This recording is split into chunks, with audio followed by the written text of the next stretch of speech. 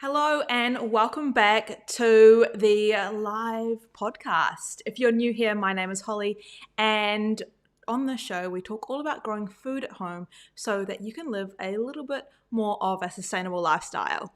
If you haven't already, make sure you're subscribed, and let's get started in today's episode, which is something that we started right back at episode 1, and that was setting some goals, finding out what we were going to be doing in the garden. So we're going to go over that. We're going to find out if I achieved those goals or not, and we're going to set some new ones.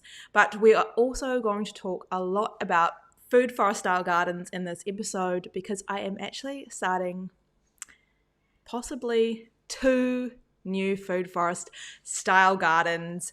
They're both going to be very different. So one is going to be more for urban gardens and one is going to be for fencing, screening, privacy. So I am going to talk more about that today, but let me know what's been happening in your garden. I would love to know. Autumn is I feel like there's definitely an energy. I have been planting a lot. I have been in the garden all afternoon. So I have been busy. But let's take a look at what is happening in today's show.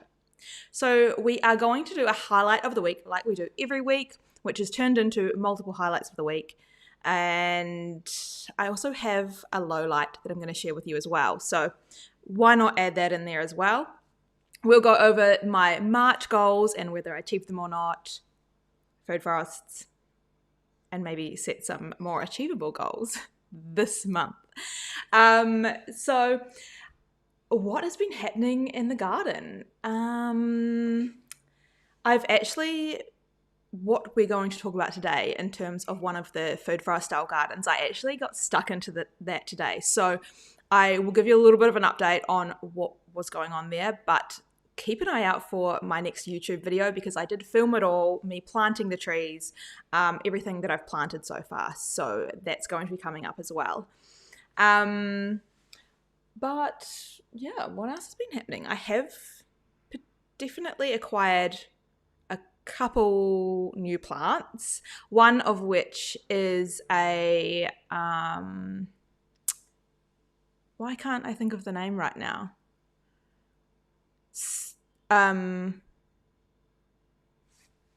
Star gooseberry. Star gooseberry, that's right. It's quite sour. And I'm going to be growing that one in a pot because it is a little bit more delicate in terms of sun and wind. So I'm looking forward to trying that. That's something new. I did also get another feed grower, which no, I didn't need to get another feed grower, but I now have 4 feed growers. So 4 feed growers, 2 of which are my original ones, which I planted when I first moved in here. Those are no-name varieties, seedling varieties. And then I got a Duffy with a white goose grafted on top. And I have now got, I'm going to butcher this name. It is, I don't even have it written down, so I have to try and remember. But I think it's like Nazmets. Oh my gosh, I don't know, but that's what I can remember. It's a little bit harder to find, so I was really happy to find that one. And so I have now 3 named varieties and 2 seedling varieties, and those are going to all help pollinate each other, so they'll be able to grow bigger and better fruits and potentially extend my season. So I'm not too sure how long or when those fruit, but because they're all the different varieties will probably fruit slightly differently, I could potentially be getting an extended season of fruiting, which is one of the amazing reasons that you can grow more varieties of the same thing if you love that fruit. Because you can really extend your season and get some early season fruiting, some mid-season fruiting, and some late season fruiting, and just get a whole lot more of that fruit. And I do love feed growers, as you guys know. What else has been happening in the garden? I've just been planting a few seeds and seedlings, but I do have a problem, and I know a lot of you have messaged and you also have this problem as well. I think it's something that happens every year. Well, it does happen every year, but it's particularly bad this season, and that is rats. So I have been noticing at night, I've been getting a lot more activity. There's lots of noises, and a lot of it is the rats knocking the feed jars off the tree. So these ones aren't ripe yet, but they do have little nibbles in them, and a lot of them are getting knocked off onto the ground unripe. So I'm a little bit concerned about that, because there are some really decent sized feed jars now that I've been growing them for quite a number of years. So I'm not so thrilled about the rat getting into my garden, and I know a lot of people have been also having rat issues, so we're going to have to do some experimenting here, because the rats cannot be eating my precious feed jars. So let me know if you've got any tips and tricks for that. I know there are a few different ways to deter them in terms of barriers, and they do like to scuttle along the fence, the top of the fence. So there's potentially something that I could be putting on the top of the fence line to deter them from scurrying across that, and using it as a bridge to all of my fruit trees, which is currently what they're doing. So fingers crossed we can still get some harvests in there, even though we do have some local rat critters about. And yeah, that is sort of what's really been happening, I guess, in the garden. Just lots of seed planting. I've been planting directly. I've been planting in seed trays. I do kind of have most of my garden beds planted out now in terms of the bigger stuff. So the cauliflowers and stuff like that. I have the rainbow chard. All of that is in. So I've been filling the gaps with all my gap fillers. And if you're on my mailing list, you would have got the Tuesday tip on the gap fillers that I often use. So the garden beds are nearly, I'm not going to say done, because I constantly am adding extra things in there, but there's definitely a lot of stuff in there now that we're into autumn. I did get this to show you as well. So I do have some feed jars that are looking quite decent on the tree, which is something that has happened over time. When they started out, they were tiny. Each year they seem to be getting bigger and bigger as the trees get bigger. So I'm excited for these ones. Hopefully I will actually get to taste them. And just like we've done every other week, we are going to do a plant of the week. And I love this little segment so that I can share new and interesting plants with you. You may know these plants, you may have never heard of them before, but yeah, it's just something that we can do to expand our knowledge. I have a thing for plants and learning about plants and what they can offer us, and there's so many more out there that you just have never heard of. So I thought this would be a really interesting one to do. And 52 plants for the year is going to be quite interesting to continue. So we may just do it for this first year, and we'll have to bring in a new segment, because I am trying to do ones that I'm growing in my garden, and I do have 52 plants probably, but we'll see how we go. So the plant of the week is lemon verbena. This is a really fragrant plant. It's similar, I guess, to a lemongrass. That's how I would describe it. It has really rough leaves as well. So the texture feels similar to a lemongrass. It grows in a shrub. It can be really bushy, but it also can be a little bit deciduous depending on where you live. It can drop a few leaves in the cooler season, or even in the summer when it's getting a bit too hot. It is quite heat tolerant. I have mine in a container, and it has managed to go through a summer where I have hardly watered it at times. It is still thriving, so I'm giving it the tick of approval for Perth summers, definitely. It is delicious just in tea, so it has that lemony flavour. You can pop some in a tea or in a cocktail. I've also started using it as I would lemongrass, and I used it in my green curry recipe that was probably my last video on the channel. I added that instead of lemongrass, and it worked amazing. It's got a very similar flavour It's delicious. You can use that in all sort of recipes. You could use it in baking. You could use it in I can just imagine lemon verbena shortbread, or just all the baking and cakes would be delicious. It is a fantastic pollinator plant, so it has a lot of flowers. At the moment, it has just been constantly flowering and attracting heaps of bees to the garden.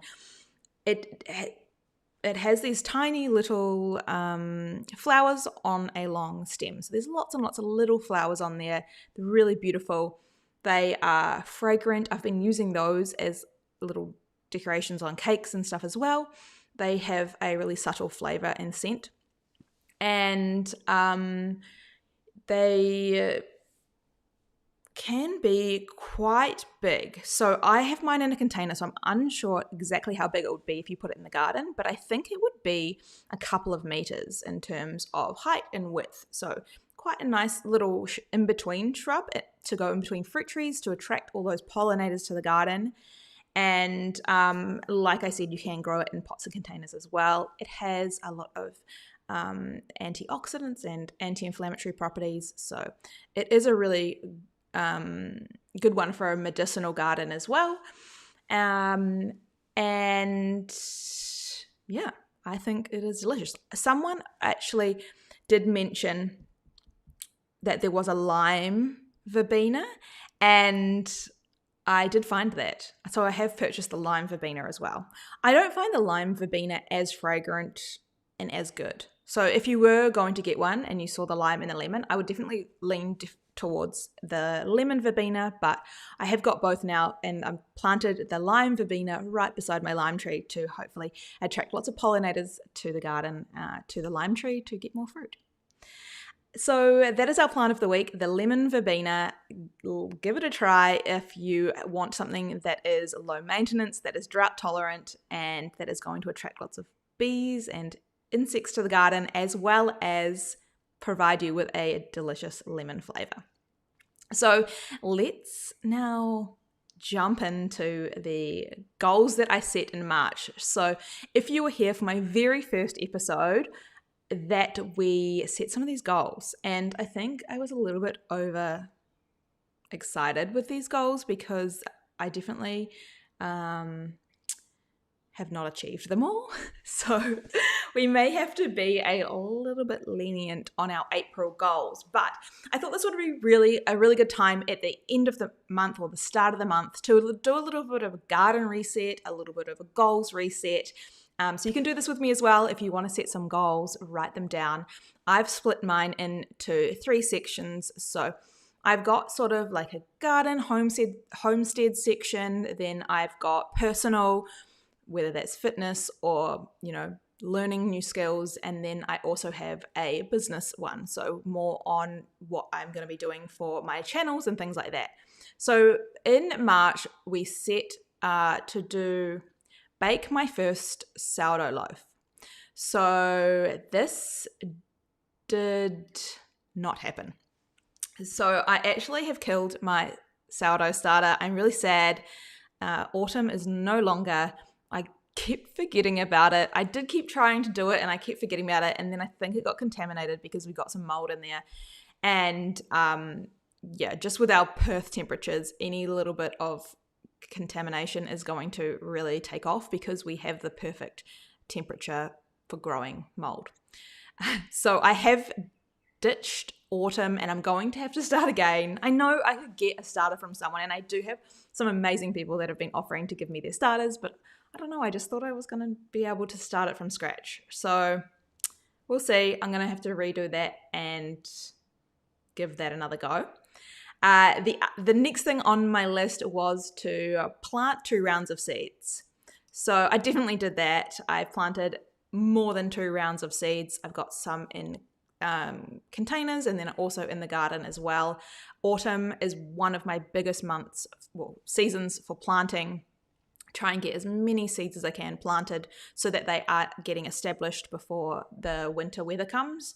And we are starting to get some cooler mornings and some cooler nights, which is exciting. I'm really thriving on that. Warm during the day, cool in the night. That is the perfect kind of temperature for me. Next up, we have plant 3 new perennial plants.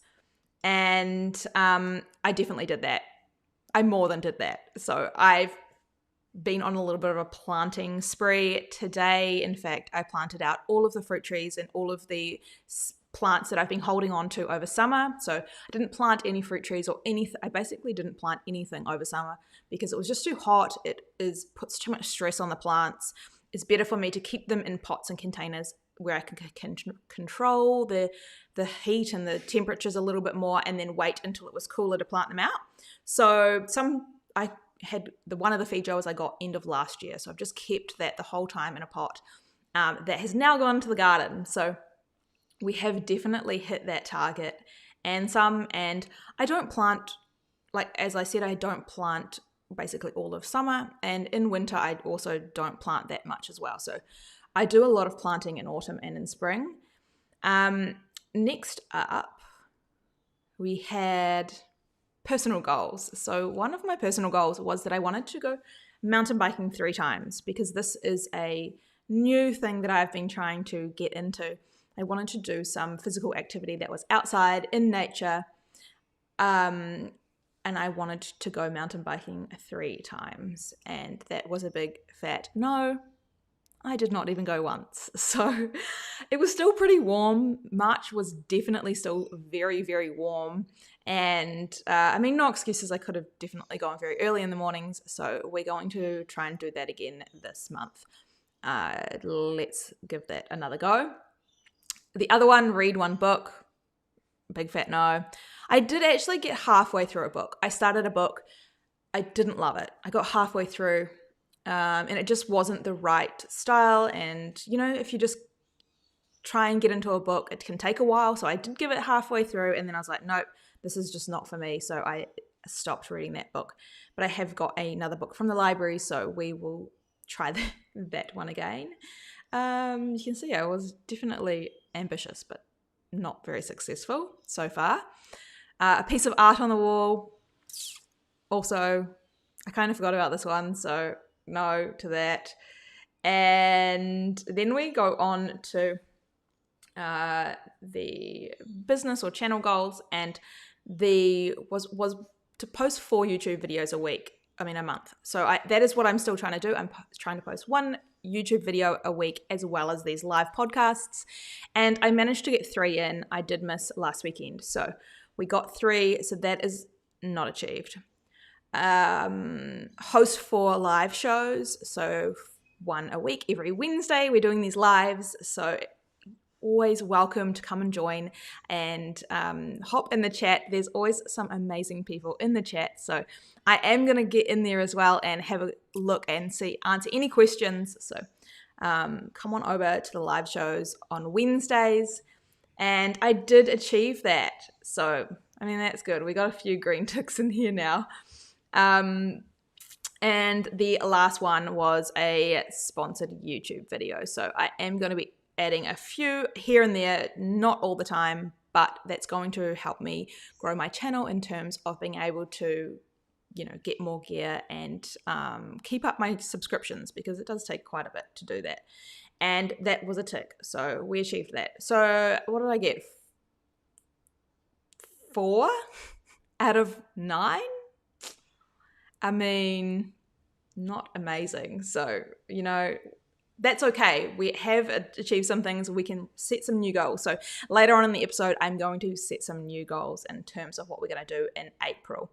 But let's take a look back. This is everything that sort of happened in the last month in March in the garden. So my passion fruit flowered. That was something that was really exciting. I planted that passion fruit only recently. So I planted the passion fruit, I think it was January or December. Here's me saying that I didn't plant anything in summer. Well, I did plant a passion fruit, and it is flowering. It has taken off. It is growing along the fence. It's doing amazing. So I was really happy about that. I acquired a free worm farm, one of those worm cafes with the 3 levels. I got that on Marketplace. I've been doing a lot more browsing on there, just seeing what pops up every now and then, and I've been getting some good things, I can tell you that. One of them was a free worm farm, and then I did set that worm farm up with some worms, so it's all ready to go. I've been feeding my worms, been excited about that. So when I went to purchase the worms for the worm farm, I didn't buy them at any hardware store. I actually got them off someone local, and they also gifted me some fig cuttings and some flower bulbs. So that was exciting because I have been wanting to try figs. Figs are something that grow really well in our climate. They can handle the heat, they can handle the dry. So I have been wanting to try out growing some fig plants. And so to be gifted some cuttings, I was really excited about that. They are the green ones, so I'm not entirely sure what variety they are. We'll have to wait and see. I planted lots of seeds. I planted brassicas. I planted onions, lettuce, and lots of radish. I have like a whole radish collection of seeds, you guys. I have a lot of different varieties now because I love planting them so much. I harvested a lot of cucumber and bottle gourds, and I still have a lot to harvest. They have not stopped. So I have, plenty more still on the go, but the vines are definitely looking sad now. They're starting to get powdery mildew, and they're not looking amazing. So I don't think I'm going to get too many more than what is on there right now. But they had a good run, definitely prolific. I think there was a white wonder cucumber and the cucuzza and the bottle gourd, New Guinea bottle gourd, I think. So prolific. I also got a free compost bin. Same thing, marketplace, and I have now buried that halfway in the garden, and I put it in my pumpkin patch, which is out the front of my house. So I had no compost bins out the front, so every time I wanted to compost things, I was actually just like traipsing them through the house, and it's not ideal. So, or I was just lying them in the bed, like chop and drop. So it's good that I have a compost bin out the front now, and that's going to be feeding my pumpkin patch, which what we talked about in the last episode on cover crops. I'm going to be using a cover crop over that garden over winter. So it'll be cover crops and compost bin in that garden bed. I did purchase a fig, which was the tiger stripe fig. It's not very big, so it's probably going to take a while to grow. I got a large guava, which is, I think, Taiwanese-ish, Southeast Asian, really large fruit. Not the Indian guava. It is, I think, bigger than the Indian guava. I got a mystery dwarf citrus. So this was on sale because they'd lost the label and they didn't know what it was.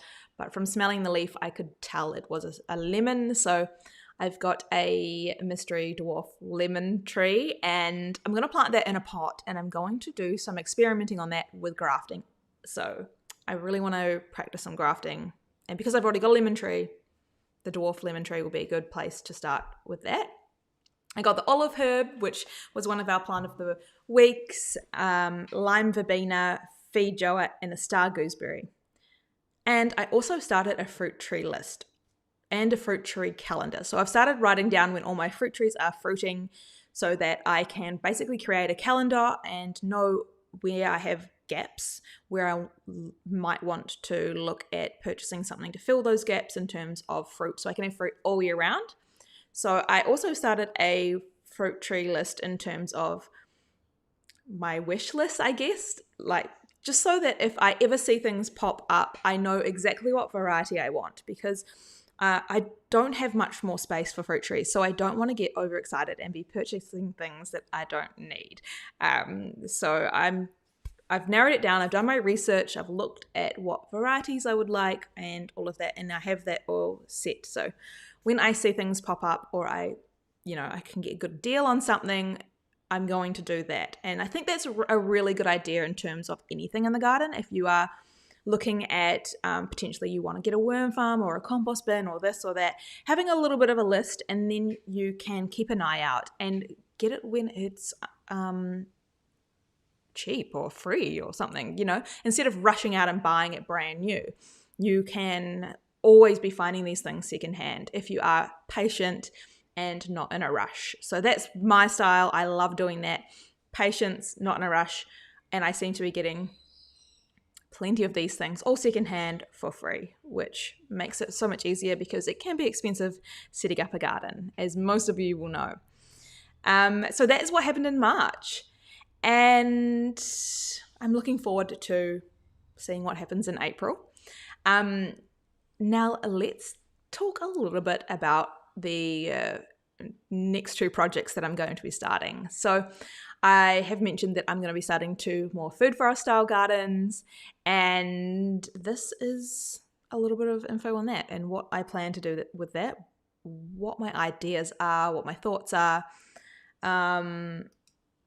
So I have my food forest style garden out the back, as most of you will have seen in my YouTube videos. I planted this quite a while ago, and I've just been adding to it every now and then, moving things about, propagating things, moving them along. So if for example, the Queensland arrowroots, those are starting to create new plants by themselves with little rhizomes under the ground. So I've just been breaking some of those off and moving them throughout my garden to repopulate it. And I'm always tweaking little things, but the main fruit trees have been in place now for quite a few years. Like, I don't know, I'm not very good at time frames. I think like maybe 5 years, most of them, 5 to 7 years for most of them. So out the front, I have some citrus. So I've got 4 citrus trees, and these I planted. Again, I'm really bad at this time frame thing. I'm gonna say 4 to 5 years ago, I planted these citrus, and they have grown pretty well. They have definitely struggled because it's so hot out the front. There's no protection. It is hot and dry, and we don't have any irrigation out there, so they only get watered when I hand water them with a hose. And they have actually grown pretty big, and they are dwarf or semi-dwarf, so they aren't going to get huge anyway. They are going to stay a little bit of a smaller tree. But I want to now replicate the same sort of garden that I have out the back in terms of having middle layers, ground covers, herbs, pollinator plants, beneficial plants. I want to fill up all of those gaps with different plants and really create another food forest style garden. So something that, you may know or you may not know, but you don't need to have a huge area to create a food forest style garden. It's all about creating different layers and relationships with different plants to help build soil, help bring in pollinators, and create a little bit of an ecosystem in an area. So you can do that in a pot. You can do a little food forest style garden in 1 square meter. Like, you don't need a huge amount of space to create these layers and start, experimenting with a food forest style garden. So I'm going to be doing another linear row of a food forest style garden, and this is going to help me with privacy and screening so that you can't see the road. And I'll have obviously lots more fruit. So there are things that people would want to consider in terms of how close are your fruit trees. And I get this question all the time: how far apart are my fruit trees? And one thing I just want to say is that this is what works for me, and I'm going to give you some reasons why it works for me. But it's not the same for everyone. We all have different wants and needs with our garden. So what I do in the garden isn't necessarily right for everyone. It is just what I'm doing. And most of the time I'm just experimenting as well and seeing what works and, moving in that direction. And if it doesn't work, I move in another direction. But fruit trees, if you want to grow them optimum, we want the biggest fruit tree, we want the most fruit, we want the biggest fruit on it, we want to maximize, then that's where you're wanting to give them enough space, give them enough nutrients, and really space them out according to what's on the label.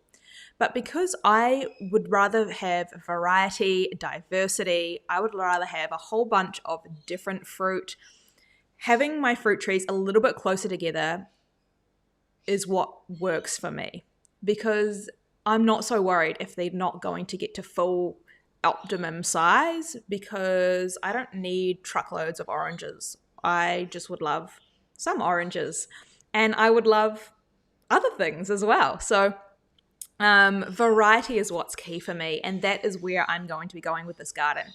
I could just wait and let these trees fill out and they would probably start to touch. I think they would. They definitely would.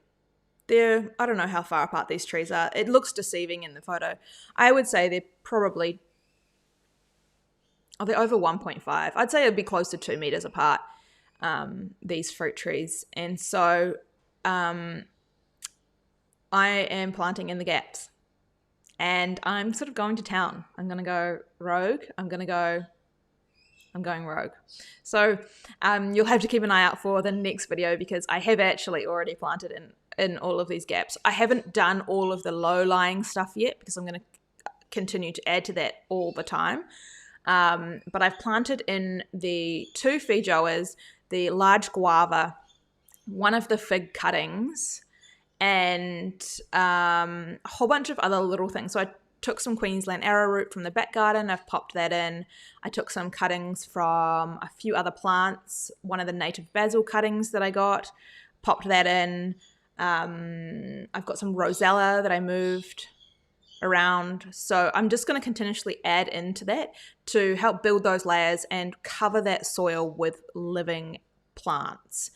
So I'm going to have a lot more density, and as you can see in the photo, some of the fruit trees are now casting quite a bit of shade, so I've utilized that shade. I know where the sun is coming from, and I can plant all the things that are a little bit more delicate that will probably want more shade in those areas where they are going to be getting the shade from the larger established fruit trees. So it already has little microclimates kind of just because it has those established fruit trees there. And yeah, that is what's happening with this garden. Food forest style garden 2.0. The other food forest style garden is going to be, that's quite dark, is going to be an experiment. So I really want to have different style gardens to show you in terms of my YouTube videos and my podcasts and my membership. I want to be able to show you how to grow in different kinds of gardens. And I have a lot of paved area and a lot of concrete area as well. So that is where I started growing. I have my pallet planters on wheels. That is a great place because I can control the environment. I can bring them in out of the shade and the sun and things like that. So that is my next food forest style garden. I'm doing a potted food forest style garden. So I don't know exactly how that's going to work yet, but down the side of my house, I'm going to start brainstorming, coming up with ideas. So let me know if you've got any ideas on what I should do for that as well. But I'm going to have some larger canopy style trees, and all of these are going to be in pots. Some larger canopy style trees, and then some middle layer trees that can sort of sit underneath those and benefit from some of that shade. And then I'll start planting some little herbs and beneficial edible flowers all in amongst the bottom as well. And let's see what happens, because that space is available. I may as well utilize it. And if I can do something interesting and helpful for people that are growing in rentals or in urban properties where they don't have the space available to be planting fruit trees in the ground, or it could be that they're temporary living in this property and then they're planning on moving to a bigger property, they can then take those potted fruit trees and eventually plant them in the ground at their next property. So I'm excited about this. It's going to be something interesting. It's going to be something different. And growing fruit, you can grow so much fruit in containers and in pots. So you don't need to have everything planted in the garden. And one of the ways that you can do that is by growing more dwarf varieties, because they are still quite prolific producing and they don't need to get huge to provide a lot of food. And then there's also different varieties as well. So I'm going to experiment with that. I can't wait to show you that as well. And you'll be able to see what works for me in my pots and containers. And then you may be able to replicate that at home as well. And something else that I want to dive into with that is multi-grafting. So I've been trying to practice grafting. I'd love to be, really good at that. I can't say that I am right now. I'm definitely winging it, watching lots of videos, giving it a go. But I think that could be a really fun way to create more diversity and more, variety within a small area by having multiple grafted plants. And you can definitely buy them. There's multi-grafted apples, and you can get a peach and a nectarine on the same plant, or an apricot and a peach on the same plant, a lemon and a lime on the same plant. So that is something that is, great for small spaces. If you don't have room to have 5 different trees, you can have multi-grafted trees. So I'm excited to try that. That is going to be something that I'm going to test out. We'll see how that goes. And yeah, so I'm going to be on my list of things I'm keeping an eye on Marketplace is large pots, because those are expensive and I don't want to be buying them brand new. So I'm keeping an eye every time I see any pop up some larger pots, then I can know that that's something that's on my list for my new project. So those are my 2 projects. I actually have a third one, but I am not really sharing that with you just yet because it still needs a lot of planning. So I have to work through that with my partner because he is the planner. I am the wing it, rip shit and bust, just give it a go. And because he's a builder and he likes numbers and things measured, all those fruit trees out the front were evenly spaced to the millimeter, and I have just gone in today and gone wild. So I don't know how he feels about that, but it's done now. So the next big project that I want to do is going to take a lot more, logistics in terms of planning. It needs to be done in stages. There's a lot of grass. There's leveling out of the ground. So there's a lot more stuff that's going to go into that. So that's probably something that's going to take a little bit longer, and I'm going to have to work with him on that in terms of creating a strategic plan. But we will see. I've got plenty to work with for now with those 2 other food forest style projects. But let's set some goals for April. We are already April 5. We're already well into the month. But I've tamed it down a little bit. So I'm going to try again with the sourdough starter, and I'm going to go through these comments because you have given me some suggestions as well. So thank you so much for that.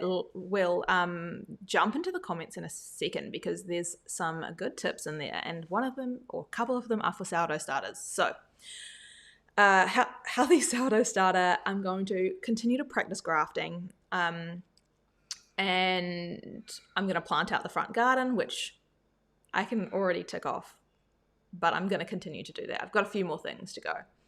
Mountain bike 3 times, read my book, read 1 book, post 4 YouTube videos. So I really want to nail that this month. Every Saturday, I want a new YouTube video done.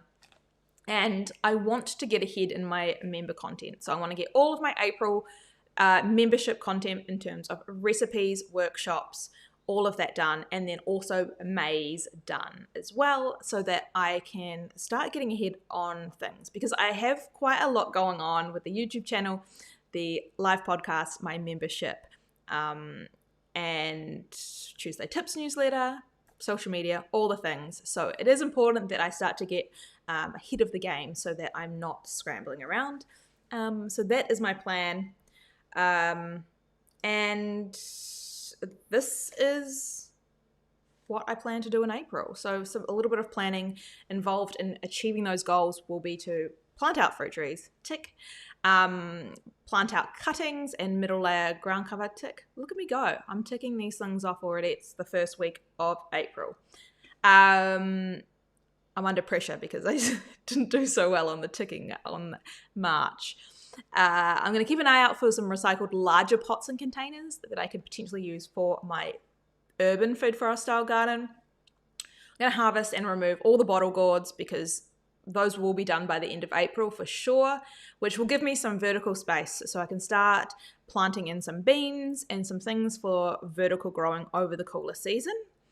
I'm going to pot up the rest of my Panama passion fruit. So I did plant a whole bunch of passion fruit seeds, which was in my passion fruit video, and they all popped up. So I have lots of passion fruit seedlings. So I'm going to pot some of those up. And they are going to be part of my urban food forest style garden as well. So those will come in handy. And I'm going to remulch the garden beds if I need to. So I think there's definitely one area that needs remulching, which is my raised garden beds. And now that I've got a lot of those plants in there, there's still lots of seeds that need to pop up. It'll be, I think April I'll be getting those remulched before winter, so that, because the shade cloths are going to come off as well, which is going to expose them to a lot more rain, and we want to make sure that the gardens are mulched so that the rain doesn't, bury all the little seedlings or compact the soil too much, or wash away all the top soil. So I will be making sure that the gardens are all mulched before we head into our wet season or our winter season. But yeah, that's what's happening in April. So lots happening. I feel like lots is happening. Lots of planting, and is there quite a lot of holidays in April? I feel like we've got Easter coming up, so and maybe, is it Anzac as well? A few holidays, I think, going on in the month of April. So let's take a look at the chat. Let's see what questions we have, any tips, because you guys are great. I love doing these lives because you always give me lots of good suggestions and you give other people good suggestions. So thank you always for popping into the live chat. It's awesome to see people from all around the world. And yeah, lots of people doing gardening at this time of year, because we've also got our friends who are coming into spring who are also planting. So it's a busy gardening season for all of us all around the world at the moment. So Jennifer's got some more trees. She's got a strawberry guava and a lemon guava. That is amazing. Those are both really prolific plants. So you're going to get a lot of fruit in the years to come from those. And we've got Steve is back. Steve, we always love having you in the lives as well. What else we got going on here? We've got some apartment balcony gardens, so this will be great for our urban food forest style garden. What else is happening? We've got Sydney. If you've got any questions, jump in now. That's a good time to be asking. Jennifer's also suggested to try netting the feed joas so they hit the net, not the ground. This is a great one. I have had some people say that they planted fruit trees on a hill and that all the fruit rolled away. So if you have done that as well, you can net them, create little hammocks. It's a little fruit hammock to catch the fruit. And what else have we got? Sourdough starters. So keep your starter in the fridge and feed it once a week. That is a great tip. I think that'll be something that I'm doing because I keep forgetting and it just is a little bit too active with the weather that we've been having. I've started passion fruit and the small seedlings at the moment. I got them from my neighbor. It's so good to be able to share seedlings and plants. It is. It's amazing because you can share things that you may not be able to even find in the stores. So lots of unique things, which I think is so important to help keep, all these diverse plants alive, is by sharing as much as you can. And passion fruit, they grow so quickly. So I'm sure it won't take you too long to be getting fruit off those. Gardening is always an experiment. Yes, well, it is for me. I love it. We wing it. We see if things work or if they don't. And Oh, April is my birth month. Happy birthday for April. We do have a lot of birthdays in April. Setting up trellises, that's a great time of the year. So, and yes, New Zealand daylight saving has stopped. So all of my friends in New Zealand, thank you so much for joining so late at night for the past, few months. But it's now only 4 hours difference. And the East Coast as well, you are going to be on a little bit of a different time zone too. So it'll only be, I think, 2 hours difference from Perth. This light is crazy. We are, it is here in WA, we don't have daylight savings, so it's going to be getting darker a lot sooner. Yeah. But anyway, we won't be able to be filming outside, that's for sure.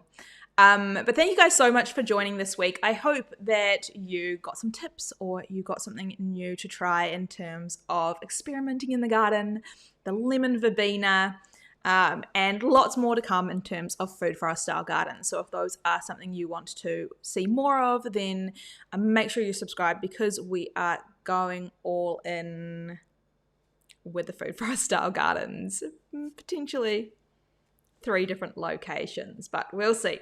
2 for now. Anyway, thank you guys so much for joining me. I hope you have an amazing week in the garden, and I will see you back next week for another episode.